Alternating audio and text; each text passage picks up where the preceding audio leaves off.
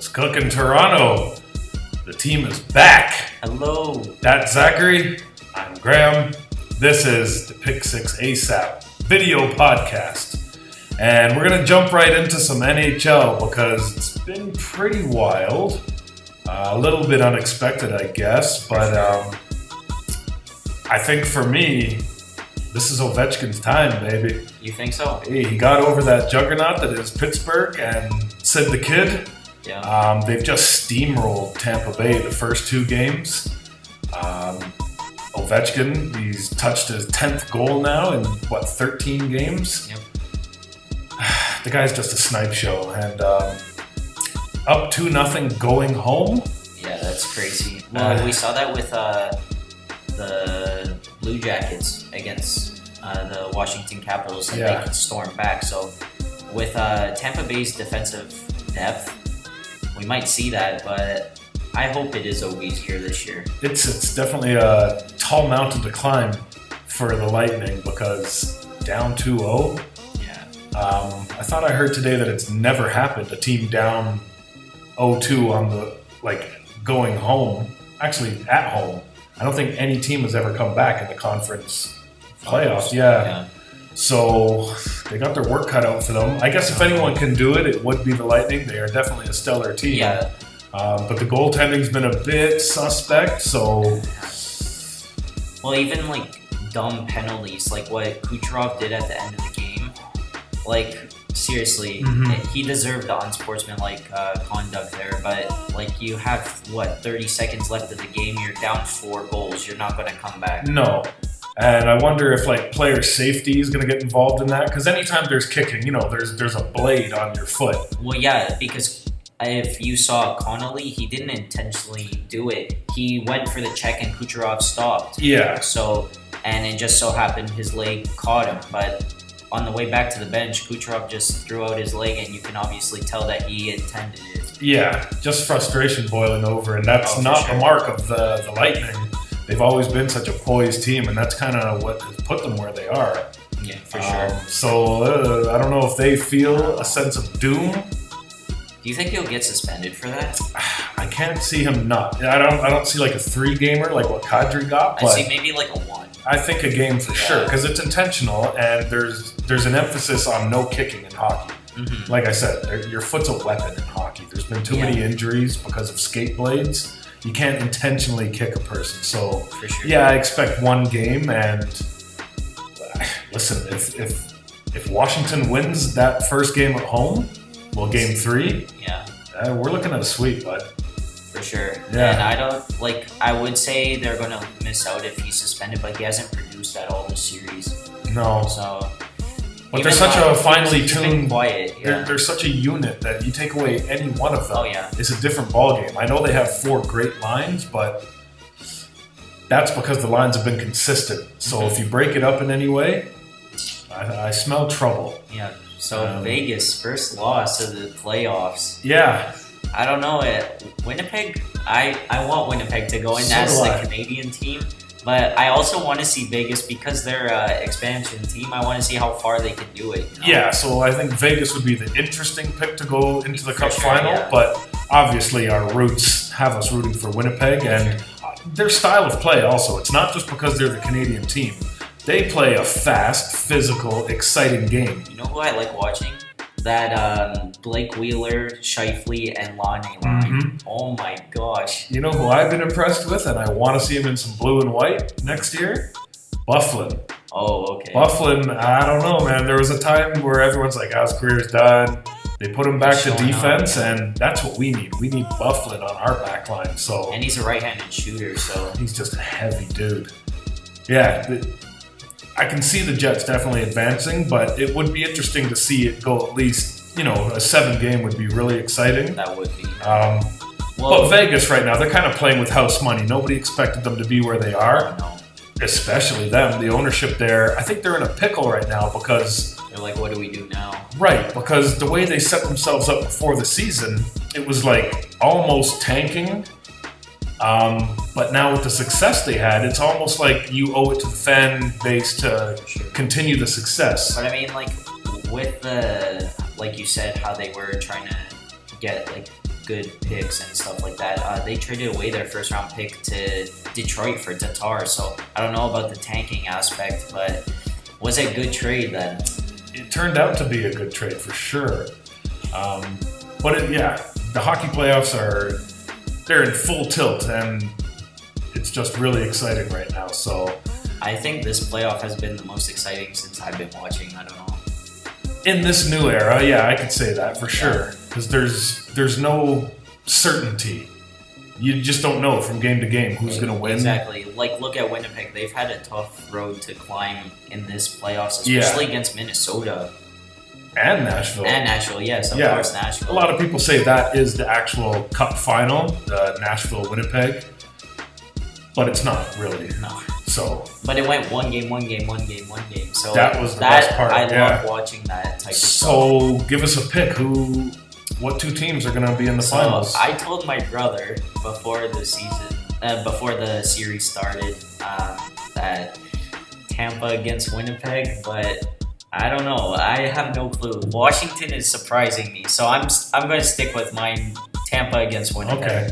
Well, Washington, they've been known to find ways to lose, so who knows? Yeah, no, their lineups are playing amazing. Like even Eller, he had an amazing game last night. Yeah. So.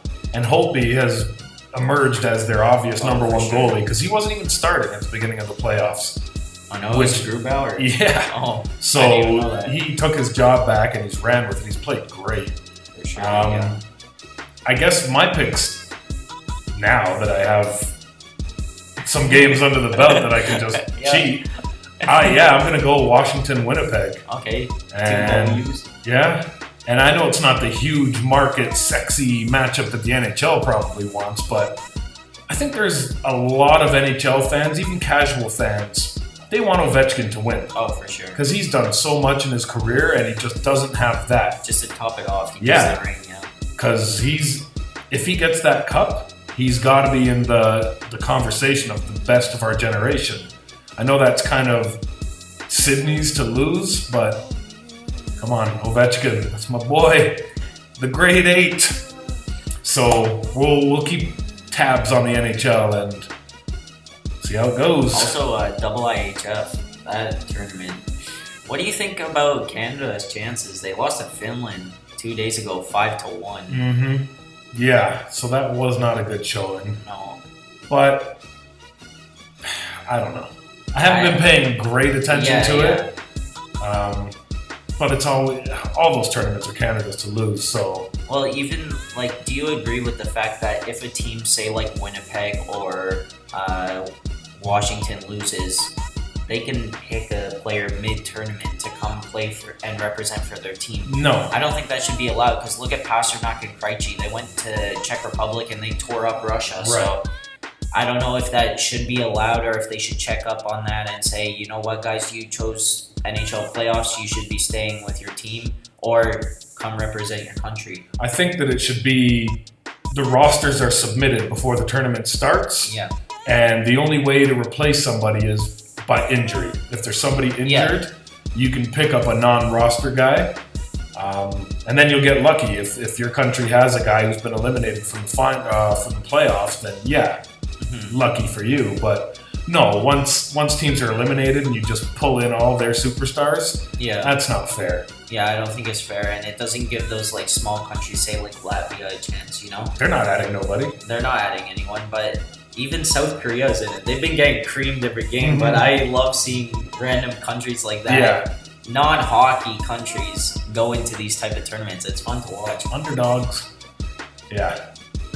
Well, let's switch gears now and go to the NBA playoffs, where I didn't get to see the beatdown that the Raptors received because I was in Calgary, and just the time difference and the lack of having a TV mostly. I tried to stay off social media because I was going to come home. I PVR'd all the games and whatever, but there's no way to keep a secret in this day and age with social media and things like that. So we already knew that we were eliminated while we were out in Calgary, and it was really disappointing because I still believe to this day, even after that series, if our regular season team played the Cavs, we would have crushed them. but our regular season team did not show up, and there were moments of iso ball, and it was, again, the big bad wolf, LeBron. Our guys see him, and we get petrified, and we don't play the same way. Now, shift gears to game 1 of Boston versus Cleveland. You see a lot of their role players taking on more of the offense, and that makes it more difficult to guard. So that's what we were missing. We were missing like our Ananobis and our Siakams and Pirtles. I know Van Vliet was a little bit hurt, but like we still focused on Lowry and DeRozan so much that it wasn't a team effort. And Coach Casey gets fired as a result of it. Yeah, I don't see how that helps anything, because for me, Casey had one more year left on his contract, just like DeRozan, Lowry, and Ibaka. At least give the coach a chance with that core to try again. And then if it doesn't work out, then all of their contracts are up and you can start fresh. So I think that with the firing of Casey, the only thing I can see happening is player movement. They don't intend on keeping Lowry or DeRozan. It's probably for certain that Ibaka's not going to be back to... So who do you think we'd get for these type of players? Honestly, we'll probably not get what they were worth during the season. Okay. Because you see their flaws. They don't show up in the playoffs time and time again.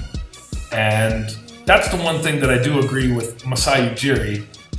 I wouldn't have fired Casey, but you have this personnel, and if what they're doing is not working, then you make the changes in game. You can't wait for game to game to make changes. And I know they benched DeRozan at the end of game 4, but like if you see guys making careless turnovers and resorting to iso ball and no more movement, then you sit them down and you put in the bench. I feel like our bench didn't have a chance to keep us in the games because they weren't utilized. They were the way they were in the regular season.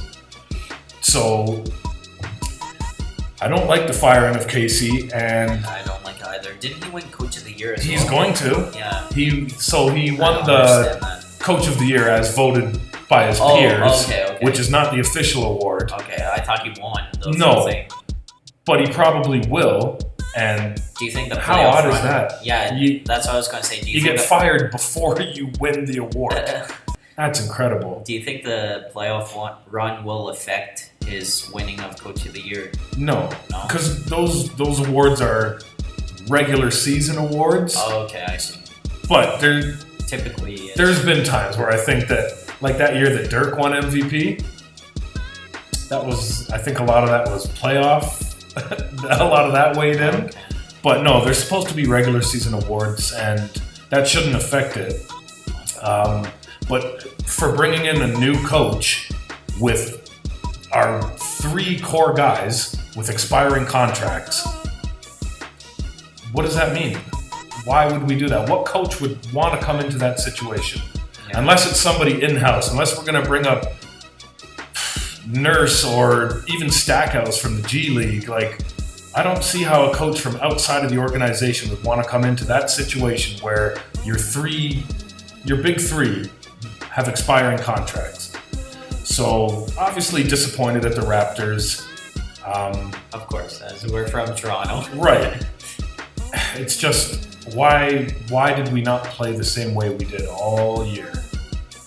I think you're right about how we were scared of LeBron. Mm-hmm. Just seeing his name on the back of his jersey probably frightened our teammates and stuff. But I don't know. I think we shouldn't let someone like LeBron James scare us, because if we do, then we are going to lose, and we're going to let him do what he does to other teams. And people always talk about LeBron has a switch that he can flip. Well, I didn't see that switch against Indiana. I saw it against Toronto. Yeah. He sees us and he just sees food. And he eats us alive. There's nothing we can do because he just does whatever the hell he wants. But now, in Game 1 against Boston, did he flip the switch back off? I guess so. Because, again, I thought that our system of play Boston did that to Cleveland last night in Game 1, and look at them. They just destroyed them. No chance. Good luck to Cleveland. If they want to get back into this one, they're going to need to make some wholesale changes. J.R. Smith, what did he score? 4 points in 30-something minutes? George Hill, no rebounds, no assists. LeBron, 15 points. Who? And Marcus Morris said before the game, he's like, hey, other than Kawhi, I'm the guy who can shut down LeBron. And there you go. I was telling Zachary off air about the last 12 times LeBron has played against a Marcus Morris team. He's only averaging 20 points. Hasn't scored 30 in any of those games and is shooting under 15% for 3. So there's something about Marcus Morris and his teams that LeBron don't like. But it is LeBron. Let's be real. He's definitely going to bounce back next game. I don't know if they're going to win, but he's not going to have 15 points. That's for sure. But what's worse? What do you think is worse? LeBron losing to this undermanned Celtics team? Or would it be worse if he lost to Kyrie and the Celtics? See, I don't know, because without Kyrie, you would think that he can just cream them like how they did against Toronto. But with Kyrie, that's his ex-teammate, so it's also embarrassing. Yeah. So it's a lose-lose situation. I think so too. Good answer. And then Game 1 of Houston-Golden State goes tonight. I'm going to watch that series. That's going to be an exciting series, I hope. Because really, in my heart, I think Houston is going to pummel Golden State tonight. Almost by 20. That's how I feel. But I also feel Golden State's going to win in 5. So Golden State will drop Game 1 and then win 4 in a row. That's how I feel. And hopefully they're close, because Golden State has been known to just smash teams, and that doesn't make for good playoff entertainment. No. But we'll see if the CP3 curse is real, because he can't get it done. He has been getting it done, though. He's been fantastic. He's always been fantastic. He's never had any letdown from regular season to playoffs. It's just, it hasn't translated into wins. He's never been to the finals. This is obviously his best chance of his career, but we'll see. I think Houston has a lot going for them. For sure. But I think the biggest thing is who's going to guard Durant, especially on that pick and roll with Curry. Like, who are you going to switch? Even if you have Ariza guarding Durant, he's a good defender and everything, but you're not going to switch over to Curry and you're not going to straps him. He's either going to shoot the 3 or he's going to penetrate, and then Klay Thompson's wide open because the help is coming. I just don't see a scenario where Houston wins this series. How about you? I hope they do. I know you hope they do, but realistically, how do you see it? Golden State's going to make it to the finals. It's been happening for, the past 3 years? Yeah, this will be 4. This will be 4, so I think it's going to happen again, but no, I want Houston. So what would it take for Houston to beat the Warriors? Would it be an injury, or is it just honestly defensive schemes? Harden's not known for defense, but he needs to step up, especially to this type of team and how much offensive attack they have. So I don't know. It's a weird series, but I hope it's a good one. I hope so too. In terms of Harden on defense, he needs to step up. Who is he going to guard? I mean, I think the only logical choice would be Klay Thompson. Yeah.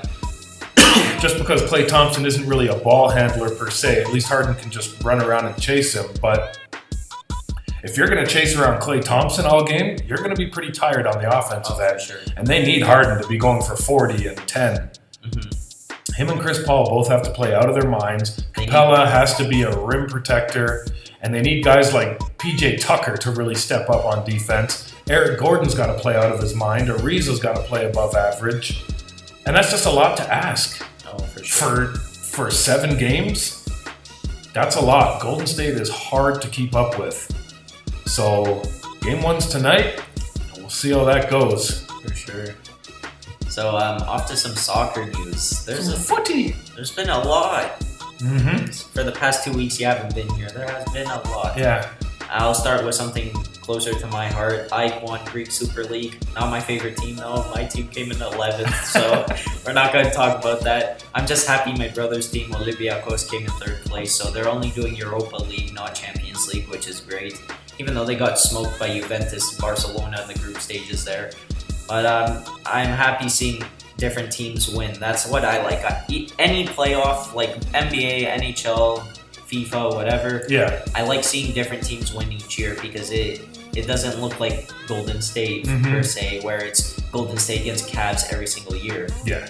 So gets a bit repetitive. Exactly. So I want to see different teams in the Champions League and then the Europa League and all that. So I'm happy that Ike made it. They were in the Europa League actually this past year, and they had AC Milan. They got knocked out round of 32. So I don't know. Maybe Champions League will be a little more tough, but I don't know. Speaking of Champions League and Mohamed Salah, Kid's on oh fire. my gosh! Wow, he broke the record for Premier League goals. Kudos to him. 32 goals in 38 games? Yeah, that's insane. That is insane. Yeah, and it was a nice goal And to he's break a the winger, record. And he's a winger, Right. So you'd expect it from like a Harry Kane, a striker at number 9, but Yeah, it was Mohamed Salah. he's a beast. That's what he is. Now, there's talks about him going to Real Madrid now. He just left Roma to go to Liverpool. He broke the record. You think his time in Liverpool's done? Seems to look that way, right? I mean, you broke the record. You didn't win the No. Premier League, which if he broke the record and won the Premier League, I'd see him leave. Oh, okay. I kind of see it the other way.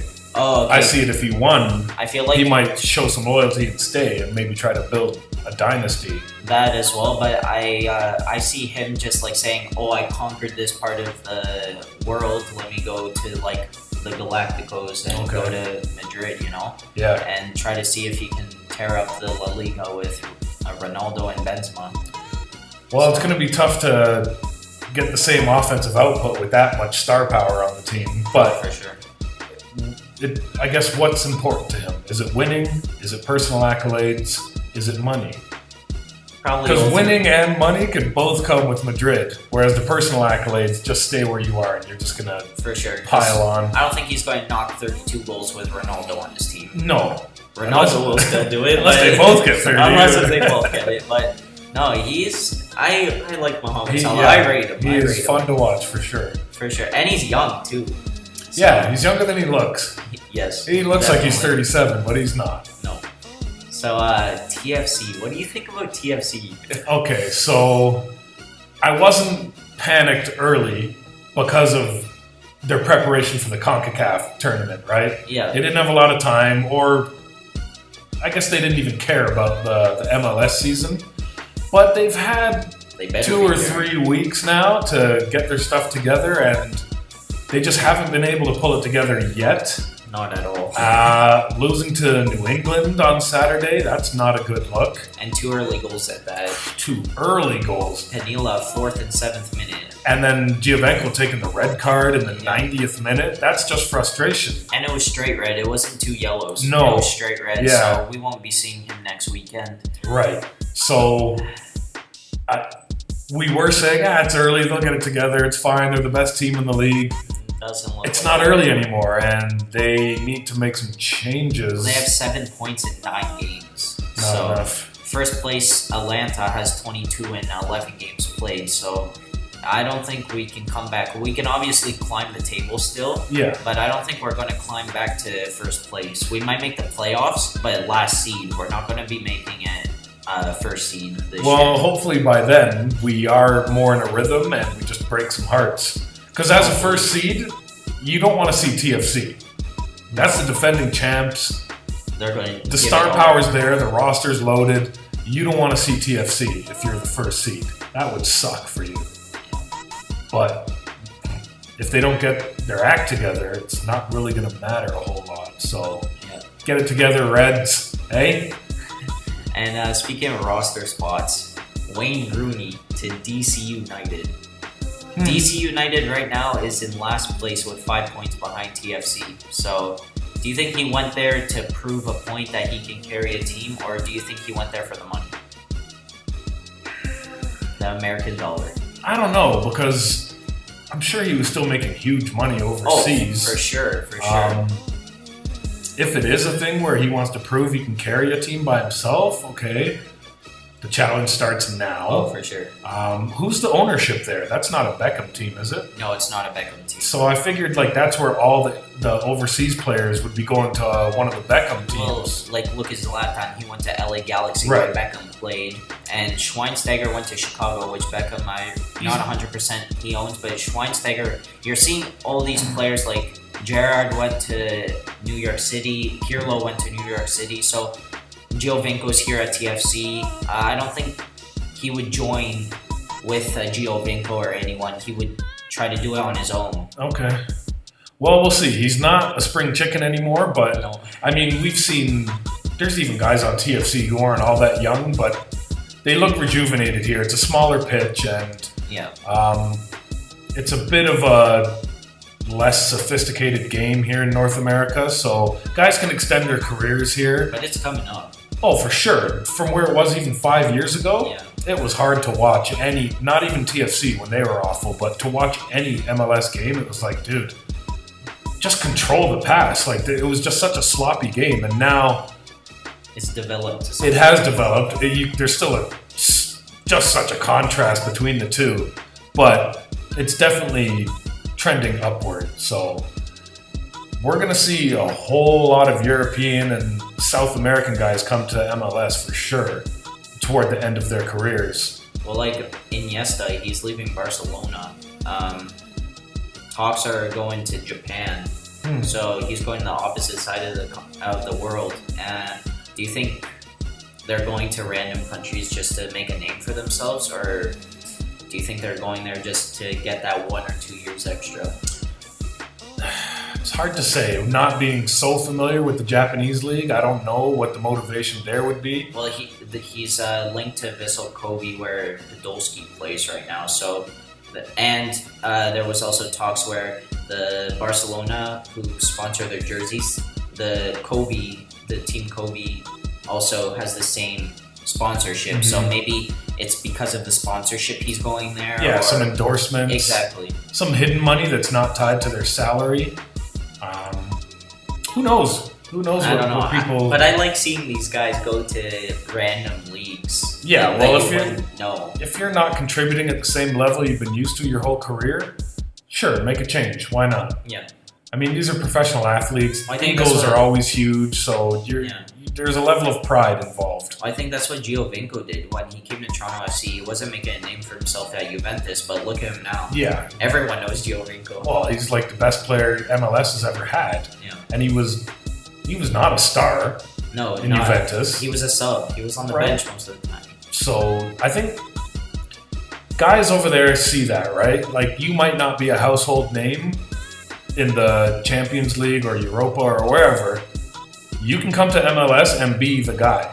For sure. And the money's not the same, don't get me wrong, but endorsements can go a long way. MLS has its fair share of athletes now that have endorsement deals, right? Mm-hmm. So there's lots of things to ponder. For sure. So we're not even going to get into the Jays this week. They've been kind of spiraling, and I just No don't pun want to. intended. I don't want to talk about it, basically. Oh, okay. But the Yankees, sweet Jiminy Cricket, those guys are on fire. They've won like 19 of 20. Oh my gosh. Like Boston, they started off, what was it, 16-4? New York is now in first. Oh. Like, are you kidding me?